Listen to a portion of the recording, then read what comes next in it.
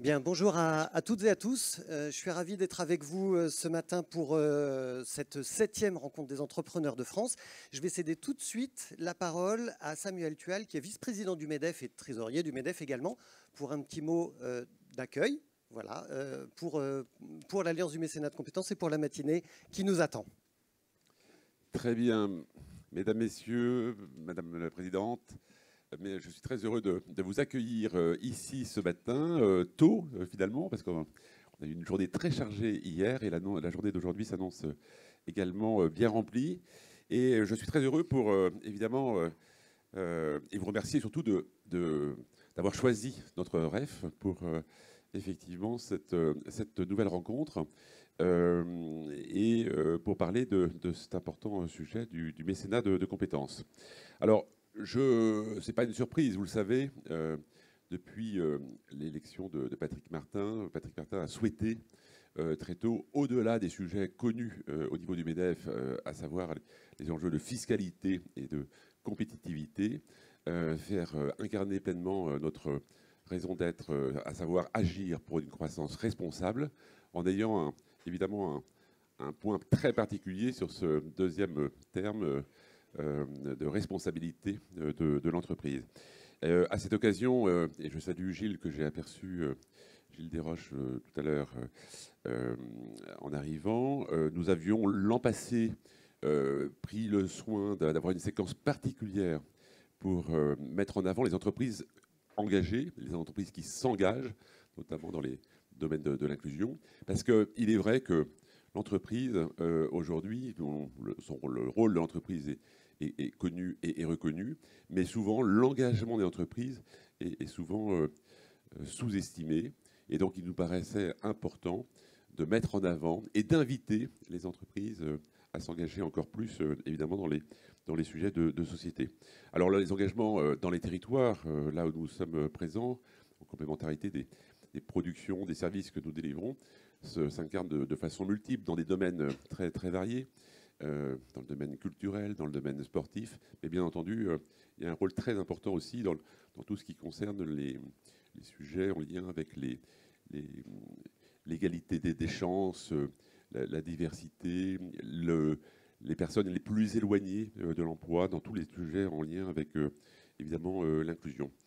Alors, dans le prolongement de cette rêve de l'an passé, la commission entreprise dans la société et inclusion, présidée par Gilles Vermaux-Desroches, a publié un livre blanc qui était en fait une forme de synthèse et d'invitation des entreprises à vraiment mettre en avant les engagements qu'elles portent à différents niveaux, tout simplement pour concilier le rôle social et performance économique, qui est encore une fois très souvent sous-estimé.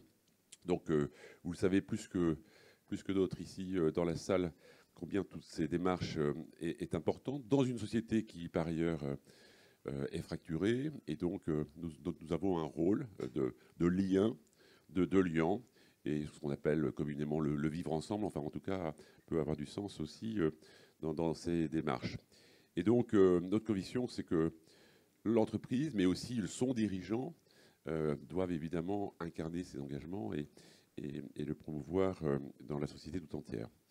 Donc, le mécénat de compétences, à vrai dire, et je le dis directement, de façon très directe, nous pensons que c'est un dispositif qui reste encore sous-exploité, méconnu, pas suffisamment utilisé.